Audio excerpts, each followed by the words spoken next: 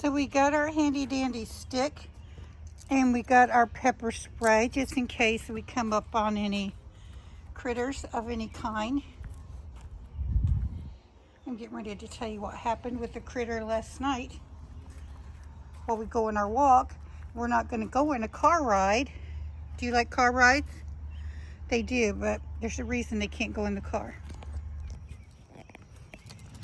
So last night it was about 11:30 p.m. and Oski dog decided he wanted to go out one more time. So I took him outside.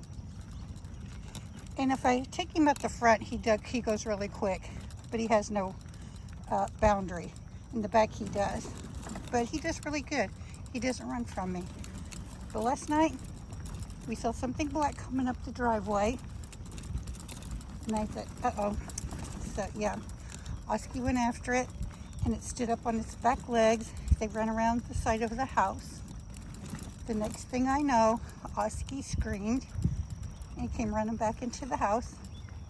And he smelled so bad, so you know what happened. It was a skunk. And it got him right in the face. So when he got in the house, he was rubbing his face on the carpet. I don't have carpet, I have throw rugs that I can wash, luckily. I'm talking out of breath because I'm going uphill. But that was quite a mess we had. So my first instinct, I never had this happen before, was to get him in the bathtub. Dolly disappeared. So the kids are ready to go on the walk.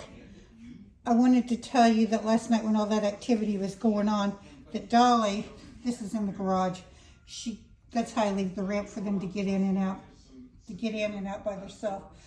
But I couldn't find her. And so when I looked, well, I thought maybe she's in the stroller, but she wasn't. But she did get in the stroller, and then she jumped up here and got in that hut, and she was hiding. She didn't like the activity that was going on.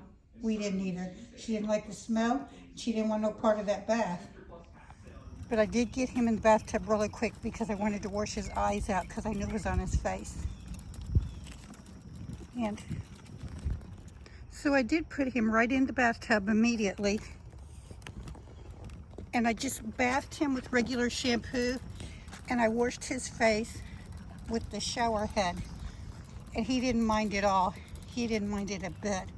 I knew he was just burning. So he let me wash his eyes out and his mouth and his nose. And I gave him a bath. And that's not how you're supposed to do it. Everybody needs a heads up on what to do when a skunk sprays your dog, because I did it wrong. And I'm going to be dealing with this for a couple of weeks.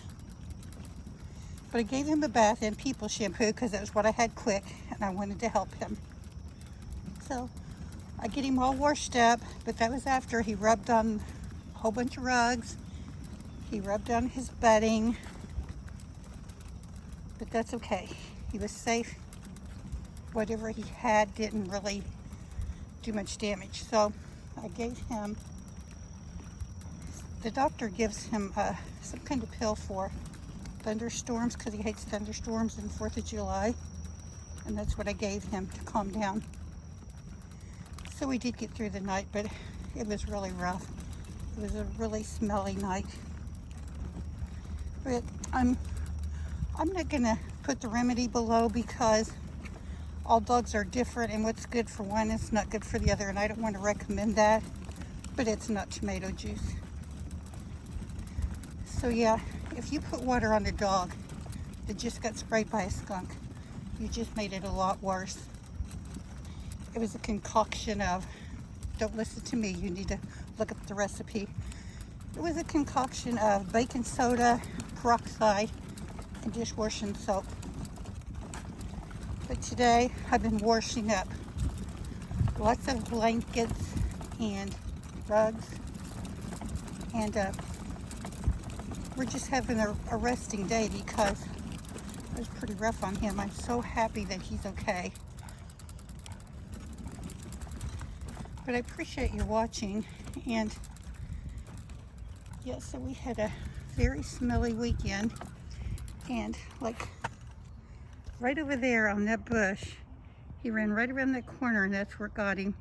And it still smells really bad out here and in the backyard too.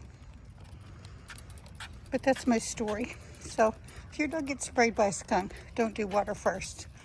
Look it up. And you're not supposed to take him inside, but he was traumatized. I took him inside. Thanks for watching.